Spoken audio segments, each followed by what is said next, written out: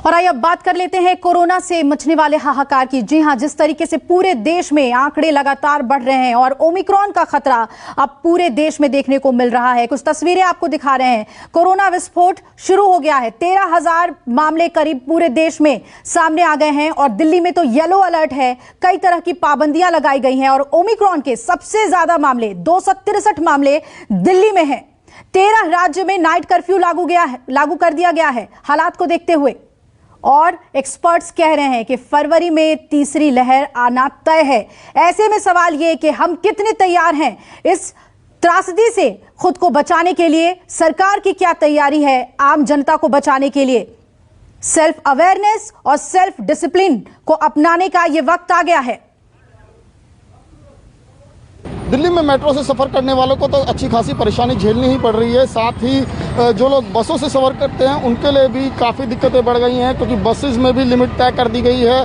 केवल sitting capacity जो है उसके अनुसार ही लोगों को बैठाया जा रहा है और इसके अलावा जितने भी अन्य पैसेंजर हैं उन्हें सीधे तौर पर मना कर दिया जाता है। और इसी का नतीजा है कि चाहे वो बस स्टैंड हो चाहे मेट्रो स्टेशन हो, वहाँ पर लंबी लंबी कतारें हैं। लोग जो हैं वो खासे परेशान हैं, क्योंकि काफ़ी समय उन्हें लग रहा है बसों को पकड़ने में, और क्योंकि बसों में लिमिट तय है जिसके चलते लोगों को अच्छी खासी परेशानियां हो रही हैं। जो लोग बसों में, क्योंकि हर बस स्टैंड पर यही कंडीशन है। हम लोगों से बात करने की कोशिश करते हैं। आपको कहाँ जाना है? कब से तो ये धौला को जाना है हमें। कब से इंतजार कर रहे हैं? कौन सा आधे घंटा हो गया पूरा। आधा घंटा नहीं मिल रही है। नहीं पकड़ा हूँ, 1.5 घंटे हो गए यहाँ तक पहुँचा हूँ। 1.5 घंटे। प्राइवेट बस बढ़ाना चाहिए। हम लोग के पास गाड़ी नहीं है, हम लोग बस पर ही निर्भर हैं। गरीब तबका के आदमी हैं, 4th ग्रेड स्टाफ हैं। 10 मिनट लेट होते हैं हाजिरी काट देता है। कम से कम 50 बस निकल चुकी है, मुझे बस नहीं मिली है। अब कंपनी तो 10 मिनट लेट हो जाए तो बाहर निकाल देती है। जॉब छूट जाए मेरा, मेरे बच्चों का कौन देखेगा, कौन करेगा? गवर्नमेंट को हर चीज़ का इंतजाम करना चाहिए। इन्होंने बहुत सही बात कही कि अभी कल तक तो लोग हर चाहे बस हो चाहे मेट्रो ट्रेन हो वो खचाखच भर के जा रही थी। अचानक से एकदम से पाबंदियां लगाई गई, जिसका नतीजा है कि बसेस खाली जा रही हैं और बस स्टैंड पर जो है लोगों की भीड़ लगी हुई है। कोई 1 घंटे से इंतज़ार कर रहा है, कोई उससे ज़्यादा समय से इंतज़ार कर रहा है। और सबसे बड़ी दिक्कत है कि सभी को अपने अपने रोज़गार पर जाना, अपने काम पर जाना है, लेकिन इनके पास चारा कोई नहीं है केवल इंतज़ार करने के। सरकार ने पाबंदियां तो लगा दी लेकिन उसके लिए इंतज़ाम नहीं किए कि आखिर लोग जो है इन परेशानियों से कैसे बचें और कैसे निकले। कैमरामैन प्रहलाद सिंह के साथ विमल कौशिक, न्यूज़ 24 दिल्ली। दिल्ली के तमाम मेट्रो स्टेशन पर आज भी कल जैसी तस्वीर है और इस वक्त मैं मौजूद हूँ दिल्ली के लक्ष्मी नगर मेट्रो स्टेशन के बाहर, जहाँ पर आप देख सकते हैं कि लंबी कतार है। लेकिन सबसे बड़ी बात, जो सबसे बड़ा सवाल खड़ा होता है कि जिस मकसद के लिए ये जो सरकार की तरफ से, ये प्रशासन की तरफ से जो गाइडलाइंस बनाई गई हैं कोविड की, वो मकसद यहाँ पर फेल होता हुआ दिख रहा है। क्योंकि जो सरकार और तमाम एजेंसी उनका मकसद था कि भीड़ न जुटे, ज़्यादा लोग न इकट्ठे हों, लेकिन वो भीड़ अगर बात करें तो मेट्रो स्टेशन से निकलकर, मेट्रो ट्रेन से निकलकर वो बाहर सड़कों पर है। लंबी लंबी कतारें लगी हुई हैं। और जैसा कि मेट्रो प्रशासन की तरफ से कल दावा किया गया था कि कई टीमें तैनात की जाएंगी जो सोशल डिस्टेंसिंग को फॉलो करवाएंगी, लेकिन फिलहाल यहाँ पर भी आप देख सकते हैं कि ऐसी कोई तस्वीर यहाँ पर नज़र नहीं आ रही, ना ही कोई टीम यहाँ पर नज़र आ रही है।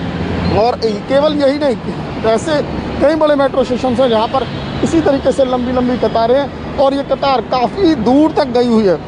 और अभी ये भीड़ जो है ये बढ़ती ही जाएगी, क्योंकि ये पीक आवर का टाइम है। सुबह सुबह तमाम लोग अपने ऑफिस के लिए निकले हैं, तो ज़ाहिर तौर पर दिक्कतें तो हैं लोगों को भी, क्योंकि मिनी लॉकडाउन के चलते लोगों को परेशानियां हो रही हैं। बसेस में भी क्योंकि लिमिट तय कर दी गई है, कैपेसिटी जो है वो 50% कर दी गई। मेट्रो में भी यही हाल है। तो तमाम लोग जो हैं सुबह अपने ऑफिस के लिए जल्दी निकले हैं, क्योंकि दिल्ली में केवल पाबंदियाँ, NCR में पाबंदियाँ नहीं हैं, जिसके चलते लोगों को खासी दिक्कतें हो रही हैं। और उसी का नतीजा है कि जो मेट्रो स्टेशन के बाहर एक लंबी कतार आपको नज़र आ रही है। और ये दिल्ली के लक्ष्मी नगर का हाल है। ये देखिए, यहाँ से दोनों तरफ लाइन हो गई, यानी कि ये जो पूरी लाइन है आगे से रिवर्स हो गई है, आगे से घूम गई है।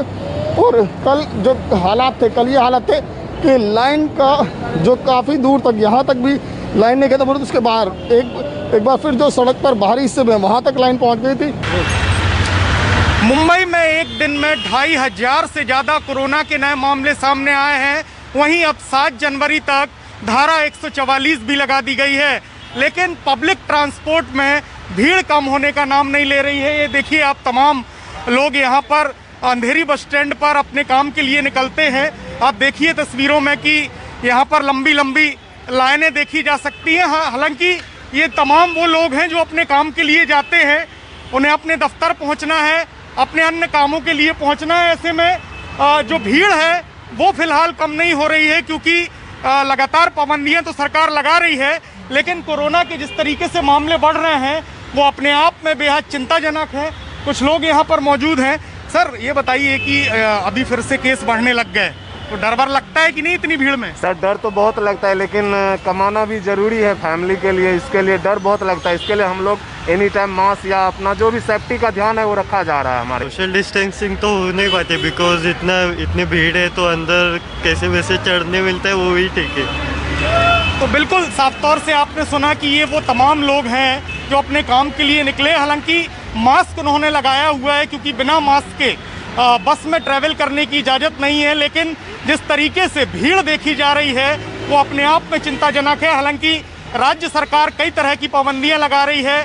धारा 144 अब 7 जनवरी तक मुंबई में लागू रहेगी। ऐसे में कहीं ना कहीं कोरोना को रोकने के लिए कड़े नियम बनाए जा रहे हैं, लेकिन अब जरूरी है कि जो आम जनता है वो भी इस बात को समझे कि सोशल डिस्टेंसिंग और मास्क जरूरी है, तभी जाकर कोरोना के आंकड़े कम हो सकते हैं। संकेत पाठक, न्यूज़ 24 मुंबई। मध्य प्रदेश में कोरोना संक्रमण के आंकड़े लगातार बढ़ते जा रहे हैं। ऐसी स्थिति में जहां एक तरफ नाइट कर्फ्यू लगा दिया गया है, वहीं दिन के ट्रैफिक के दिन के हालातों की तस्वीर मैं आपको दिखाता हूं भोपाल की, जहां पर लोगों की संख्या में लगातार यहां पर देख सकते हैं कि बड़ी संख्या में लोग घर से निकलते हैं। कई चेहरे ऐसे हैं जिन पर मास्क नहीं होता है, और ऐसी स्थिति में आप समझ सकते हैं कि जो हालात हैं मध्य प्रदेश के, अगर बात की जाए तो भोपाल और इंदौर ये बड़े हॉटस्पॉट रहे हैं। इंदौर में बड़ा कोरोना ब्लास्ट हुआ है, एक ही दिन में 55 संक्रमित मिले हैं, तो वहीं भोपाल में भी लगातार केसेस बढ़ते जा रहे हैं। और ऐसी स्थिति में अगर बात की जाए तो बीते एक हफ्ते में 307 मामले सामने आए हैं। और ये देख सकते हैं तस्वीरों में कि भोपाल में जो बसों में भी लोग निकलते हैं या फिर गाड़ियों से, उनके चेहरे पर अभी भी इस बात को नहीं समझ रहे हैं, मास्क नजर नहीं आता है। और ऐसी स्थिति में जहां इंदौर में ओमिक्रॉन के 8 मामले आ चुके हैं, लेकिन संक्रमण का दायरा मध्य प्रदेश में कोरोना का बढ़ता जा रहा है और लोग अभी भी बेपरवाह लापरवाह हैं। ये तस्वीरें दिखाती हैं। और ऐसी स्थिति में समझा जा सकता है कि अगर ये संक्रमण, अगर ये आंकड़े बढ़ते हैं तो मध्य प्रदेश में हालात कहीं ऐसा ना हो कि और बिगड़ जाए। कैमरा पर्सन कमलेश व्यास के साथ विपिन श्रीवास्तव, भोपाल, न्यूज़ 24। यूपी को कोरोना प्रभावित राज्य घोषित कर दिया गया है और लखनऊ की जनता कितनी सतर्क है कोविड को लेकर के, ये हम दिखाने के लिए आपको पहुंचे हैं लखनऊ के लालबाग मार्केट में। ये ठीक मेरे सामने आप देख सकते हैं कि शर्मा चाय वाले हैं, और शर्मा चाय के ठीक सामने ये जो पार्क है, यहाँ पर लोग आते हैं, अपना चाय की चुस्कियाँ लेते हैं और उसके बाद यहाँ पर अपने दोस्त यारों से बातचीत करते हैं। लेकिन आप यहाँ पे देख सकते हैं कि कितनी लापरवाही बरती जा रही है। देखिए वहाँ पे ना 2 गज की दूरी है, ना मास्क है, चाय की चुस्कियाँ चल रही हैं, वहीं ग्लास रख दिया और वहाँ से जेब में हाथ डालते हुए टहलते हुए लोग जा रहे हैं। और यहाँ पे देख रहे हैं आप कि तमाम लोग यहाँ पर चाय पी रहे हैं और बाकी अन्य चीज़ें आपके कैमरे के माध्यम से मैं आपको दिखा ही रहा हूँ। मैं आपको और भी दिखाना चाहता हूँ कि जब ऐसे हालात, जब शहर के डीएम और सीएमओ, स्वास्थ्य विभाग लगातार बैठकें कर रहे हैं और दिशा निर्देश भी जारी कर रहे हैं, लोगों से अपील भी कर रहे हैं कि 2 गज दूरी, मास्क है ज़रूरी। सरकार के साथ साथ जनता को भी सहभागी बनना पड़ेगा, वरना कोरोना का नया वेरिएंट काफ़ी नुकसान पहुंचाएगा। कैमरा पर्सन धर्मेंद्र साहू के साथ मनोज पांडे, लखनऊ, न्यूज़ 24। तो दिल्ली, मुंबई, भोपाल और लखनऊ की तस्वीरें हमने आपको दिखाई। आम लोगों को दिक्कत भी हो रही है जहां जहां पाबंदियां लगाई गई हैं। दिक्कतें बहुत सारी हैं और हम कितने तैयार हैं, ये चुनौतीपूर्ण स्थिति है, क्योंकि कोरोना विस्फोट साफ तौर पर नजर आ रहा है। आंकड़ों के लिहाज से अगर आप देखें, पूरे देश में ओमिक्रॉन का खतरा भी बढ़ रहा है। 22 राज्य कल संक्रमित थे, आज आंकड़ा बढ़ के 23 राज्य हो गया, यानी पंजाब भी अब इसमें शामिल हो गया है। मेरे सभी सहयोगी अलग अलग शहर में मौजूद हैं, उनका रुख करेंगे। दिल्ली से मेरे 2 सहयोगी जुड़ रहे हैं, दिव्या जनकपुरी में मौजूद हैं और विमल कौशिक मंडी हाउस में मौजूद हैं। वहीं लखनऊ का रुख करेंगे, वहां अशोक तिवारी मेरे सहयोगी जुड़ रहे हैं और संकेत का रुख करेंगे मुंबई के हालात को समझने के लिए। पहले दिल्ली की हम बात कर ले, जहां पर बहुत पाबंदियां लगाई गई हैं दिव्या, और आम लोगों को बहुत दिक्कत भी हो रही है, लेकिन करे क्या, हमारी तैयारी क्या है? जिस तरह से मेट्रो में, बसों में लोगों को दिक्कत तो हो रही है, लेकिन अब रास्ता कुछ भी नहीं है, सैंक्शंस लगाने होंगे। क्या आम लोग ये बात समझ पा रहे हैं?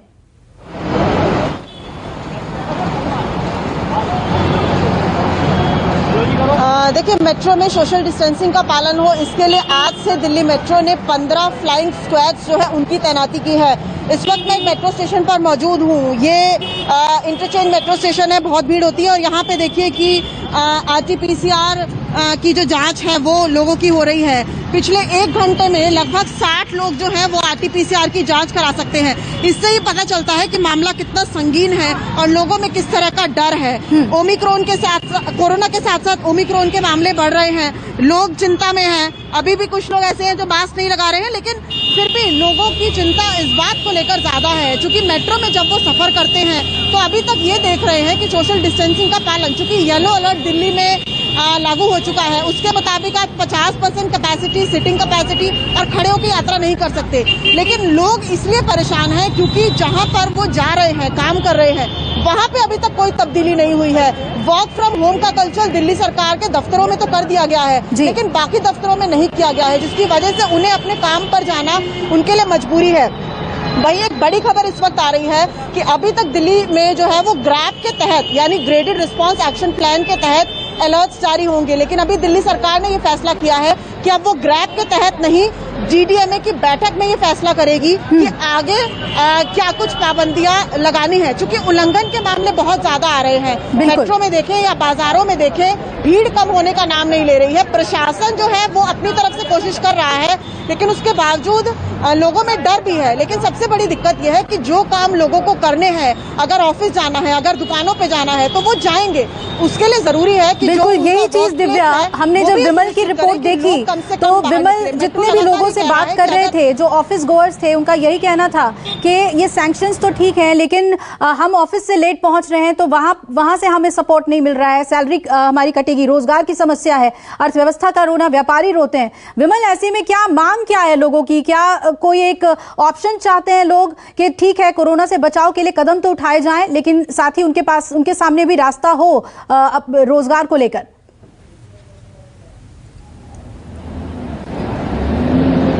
जी बिल्कुल, देखिए लोगों ने ये जरूर कहा है कि पाबंदियां जरूरी हैं, क्योंकि लोगों ने वो वक्त भी देखा है। अगर बात करें परेशानियां हैं, इसमें कोई दो राय नहीं है कि लोगों को परेशानियां हो रही है, सुबह ऑफिस जाना संघर्ष, शाम को घर लौटना संघर्ष।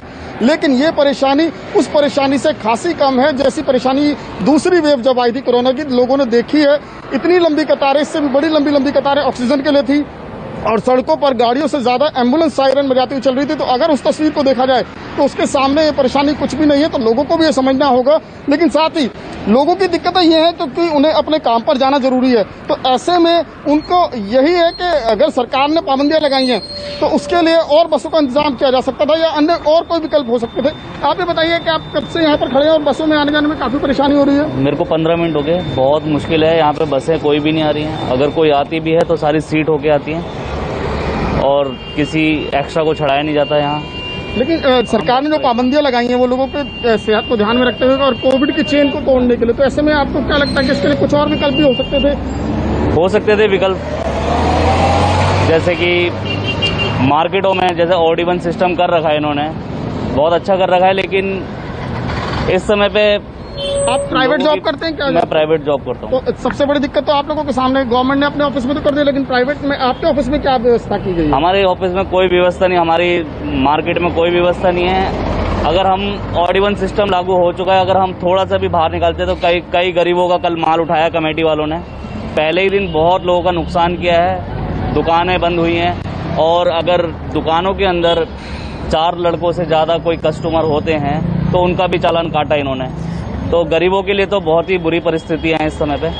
बिल्कुल, कल काफी एक्शन लिया गया है, काफी जुर्माने लगाए गए हैं और ये बात साफ तौर पे विमल समझ में आ रही है कि आम लोग चाहते हैं कि जो प्राइवेट दफ्तर हैं उनको राहत दी जाए, वर्क फ्रॉम होम जो कि सरकारी दफ्तरों में लागू है वही लागू किया जाए, तो शायद ये दिक्कत दूर हो जाए। लखनऊ का हम रुख कर लें, उससे पहले मुंबई चल लेते हैं। संकेत है वहां पे। संकेत, मुंबई में आज 252 मामले ओमिक्रॉन के हैं, कोई रोक लगता नहीं दिख रहा है, मामले लगातार बढ़ते जा रहे हैं। क्या तैयारी है महाराष्ट्र सरकार की?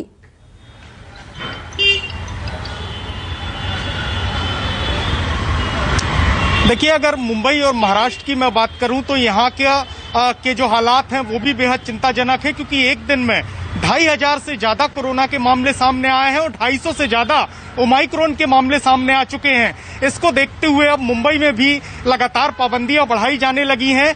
आज से अगले 7 जनवरी तक धारा 144 पूरे मुंबई में लागू रहेगी। किसी भी तरीके से कोई भी नए साल का जश्न नहीं मनाने दिया जाएगा, चाहे वो इंडोर हो या आउटडोर हो। तो इस तरीके की पाबंदियां लगाई जा रही। नाइट कर्फ्यू पहले से लागू था। वहीं आपको बताऊं कि अगर मैं बाजारों की बात करूं या पब्लिक प्लेस की बात करूं तो हमने अपनी रिपोर्ट में भी दिखाया था कि लगातार जो भीड़ है वो पब्लिक ट्रांसपोर्ट में देखी जा रही है, बाजारों में देखी जा रही है। बहुत सारे लोग ऐसे भी आपको दिखाई दे जाएंगे जो कि मास्क नहीं लगा रहे हैं या लगा रहे हैं तो ठीक से नहीं लगा रहे हैं, जिसके चलते कहीं ना कहीं जो आंकड़े हैं वो लगातार बढ़ रहे हैं। ऐसे में अब जरूरत है कि लोगों को खुद सावधानी बरतनी होगी, क्योंकि जिस तरीके से एक के बाद एक आंकड़े आ रहे हैं, हो सकता है कि आने वाले कुछ दिनों में कुछ और पाबंदियां मुंबई और महाराष्ट्र में लगाई जाएं। एक खबर यह भी है कि मुख्यमंत्री उद्धव ठाकरे आज जो कोविड टास्क फोर्स है उसके साथ भी बैठक करने वाले हैं और उसमें आगे की रणनीति तय की जाएगी कि दिल्ली में जिस तरीके से पाबंदियां लगाई गई हैं, क्या मुंबई में भी उसी तरीके से पाबंदियां लागू की जाए। तो इसको लेकर मुख्यमंत्री भी बैठक करने वाले हैं। तमाम तैयारियां की जा रही हैं। इस बैठक पे नजर रहेगी संकेत के अब ये हाई टाइम है कि मुंबई में कुछ और सैंक्शंस लगाए जाएं ताकि इस भीड़ से बचाया जा सके लोगों को, क्योंकि यही कोरोना विस्फोट होगा। इधर केजे श्रीवत्सन भी जयपुर से हमारे साथ जुड़ गए। केजे, मैं आपके पास आऊंगी, उससे पहले लखनऊ का रुख कर लेते हैं। अशोक, यूपी के लिए तो बहुत ही अहम समय है, चुनाव है, चुनाव आयोग की टीम भी आज वहां पर है, आखिरी दिन है वहां पर। किस तरीके से लोगों का कंडक्ट दिख रहा है चुनाव को लेकर, क्या वहां पर चर्चा चल रही है, पूरी अपडेट आपसे जानना चाहेंगे।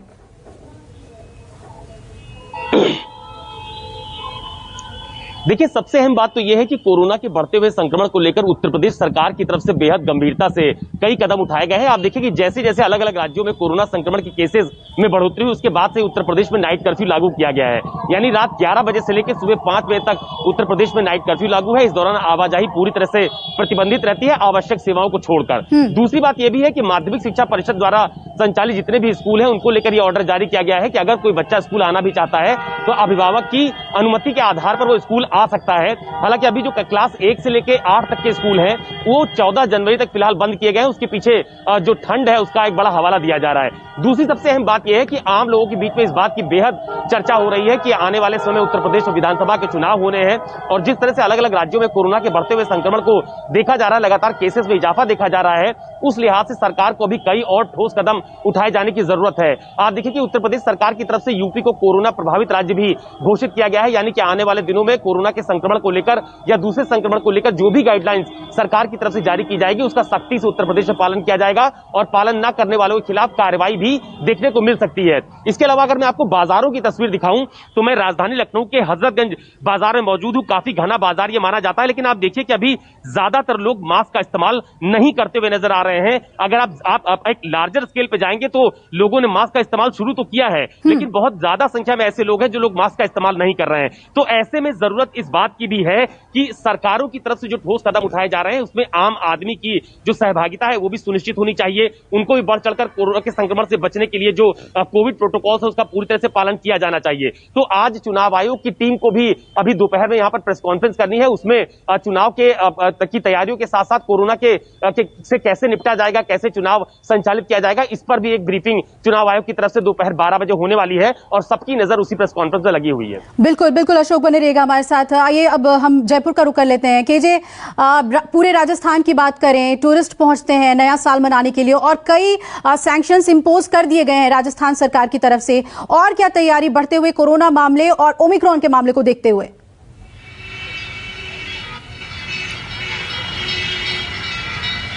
जी देखिए, राजस्थान अपने पर्यटकों के लिए जाना जाता है, पर्यटन क्षेत्रों के लिए जाना जाता है, जहां पर कि लोग यहां के इतिहास को समझने देखने के लिए आते हैं। इस वक्त मैं मौजूद हूं विश्व प्रसिद्ध हवा महल के सामने। यहां पर टूरिस्टों का आपको एक पूरी जमघट नजर आएगी, लेकिन जितना खूबसूरत नजारा हवा महल का है, यदि मैं जमीन पर इन्हें निहारने वाले लोगों की बात करूं तो उतना ही डराने वाला है। न मास्क है कहीं, न सोशल डिस्टेंसिंग का पालन किया जा रहा। अब राजस्थान सरकार ने भी सख्ती काफी बरतनी शुरू कर दी है। सरकार का ये कहना है साफ तौर पर कि 200 से ज्यादा लोग अब धार्मिक समारोह में भाग सकेंगे। 10 बजे सभी होटल रेस्टोरेंट को बंद कर दिया जाएगा। हालांकि होम डिलीवरी सरकार ने 24 घंटे जारी रखी है, लेकिन अब भी लोग ये समझ नहीं पा रहे हैं कि ओमिक्रॉन के लिहाज से, यदि आंकड़ों के लिहाज से राजस्थान देश का चौथा राज्य ऐसा बन गया जहां सबसे ज्यादा ओमिक्रॉन के करीब 70 मामले हैं। बावजूद इसके यहाँ की सरकार ने नए साल के जश्न को 1 बजे तक मनाने की छूट दे दी है, जबकि हर रोज अकेले जयपुर में कोरोना के 70 से 80 मामले मिल रहे हैं। तो राजस्थान में कितने मामले मिल रहे होंगे, किस कदर हालात धीरे धीरे हर रोज गंभीर होते जा रहे होंगे, इस तरह के तमाम सवाल है। लेकिन अब पर्यटक यहाँ आ चुके हैं, तो यही कारण है कि सरकार ने इन लोगों की सुविधा के लिए 1 बजे तक रात को जश्न मनाने का एक इजाजत दी है। मैं कुछ लोगों से बातचीत करता हूँ, ये भी आए हुए हैं। सर, कहाँ से आए हैं आप लोग? गाजियाबाद। गाजियाबाद। कैसा लग रहा है जयपुर, पहले तो ये बताइए। जयपुर की दुकानों वाले 100 रुपए की जूती के 500 बतलाव है, 2000 बताव है, रानी पहनी, महारानी पहनी। चलिए वो ठीक है, लेकिन ये बताओ भीड़ भाड़ कैसा लग रहा है? वैसे तो बढ़िया है। कोरोना का डर है क्योंकि हर जगह बढ़ता जा रहा है। पब्लिक मान थोड़ा ही नहीं मान रही है। नहीं, डरता है ना। आप लोगों ने मास्क लगाया, बहुत अच्छा किया, लेकिन क्या पब्लिक भी लगा रही है? नहीं, सब तो नहीं है, मतलब कुछ है कुछ नहीं है। डर लग रहा है बाजार में निकलते हुए, घूमते फिरते हुए, क्योंकि आप तो टूरिस्ट हैं। जी बिल्कुल लग तो रहा है, क्योंकि एक्चुअली सुनने में भी आ रहा है कि कॉम्बी दोबारा वो हो रहा है, तो थोड़ा देखना, थोड़ा सेफ्टी भी होती है अपने। ये देखिए, ये पूरा परिवार है, शायद सबके लिए सबक भी है, सबने मास्क लगाया, छोटे बच्चे ने भी। तो इस तरह से उम्मीद की बिल्कुल केजी, और यही अपील हम भी कर रहे हैं कि मास्क को आप जरूर लगाएं, मास्क कहीं भी ना भूलें, कहीं भी जाएं मास्क जरूर लगाएं, सैनिटाइजेशन करें और सोशल डिस्टेंसिंग का पालन जितना हो सके, बहुत ही जरूरी हो तभी घर से निकलें, क्योंकि जो आंकड़े बता रहे हैं वो बहुत ही भयावह स्थिति की ओर हम बढ़ रहे हैं। एक बार फिर आपके पास आते हुए विमल, क्योंकि अब दिल्ली में ओमिक्रॉन के सिर्फ 200 मरीज अलग अलग अस्पतालों में भर्ती हैं, ओमिक्रॉन की स्थिति को कैसे दिल्ली सरकार इस वक्त मॉनिटर कर रही है, केंद्र सरकार की भी नजर है, क्या लग रहा है गाइडलाइंस कुछ और रिवाइज हो सकते हैं, तैयारियां क्या हैं, मरीजों के पूरे अस्पतालों में इलाज के लिए तमाम तरीके की तैयारियों को लेकर क्या गाइडलाइंस भी रिवाइज हो सकते हैं?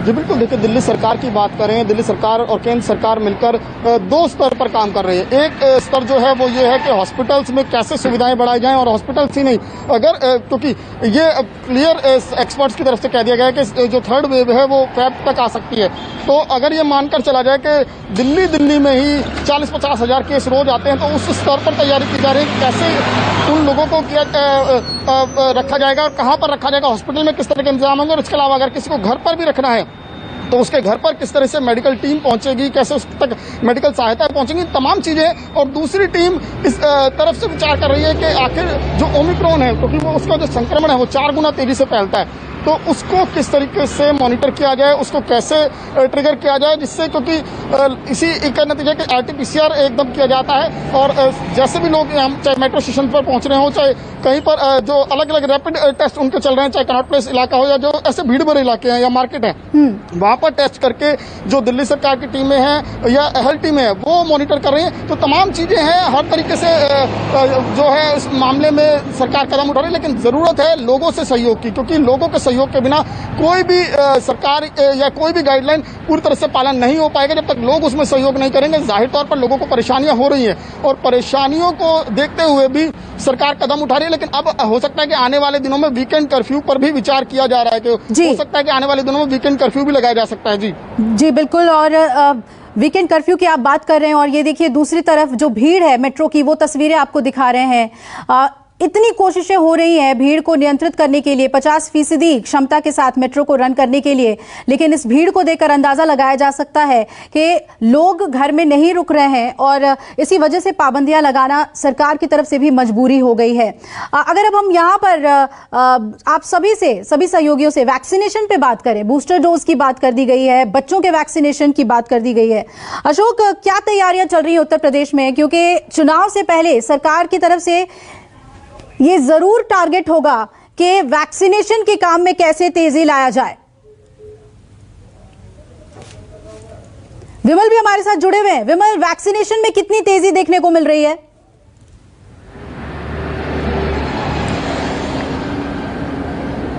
देखिए, दिल्ली में तो अगर बात करें वैक्सीनेशन की, दिल्ली में हमेशा से जो लोग हैं वो जागरूक रहे हैं वैक्सीनेशन के लिए। और अगर हम दोनों डोज की बात करें तो बड़ी संख्या में लोग हैं दिल्ली में जिनको दोनों डोज लग चुके हैं। लेकिन सबसे बड़ी बात यही है, जो रिस्क है कि ओमिक्रॉन का जो रिस्क है वो उन लोगों को भी हो रहा है जो दोनों डोज लगवा चुके हैं, लेकिन वो ज्यादा सीरियस नहीं है। तो इसीलिए सरकार की कोशिश है कि पहले इसे 100% तक पहुंचा दिया जाए किसी भी तरीके से।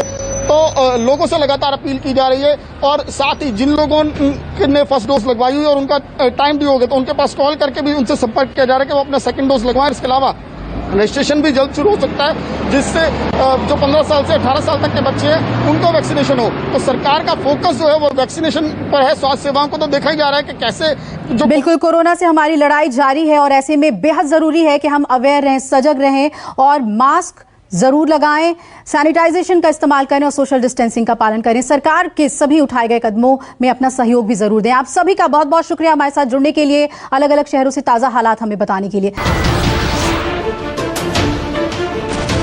नमस्कार, मैं हूं मानक गुप्ता। अगर आपको हमारा ये वीडियो पसंद आया हो तो इसे लाइक और शेयर जरूर करें, और हां, हमें सब्सक्राइब और फॉलो करना ना भूलें ताकि आप देश और दुनिया की कोई खबर मिस ना करें। तो जुड़े रहिए हमारे साथ और देखते रहिए News 24।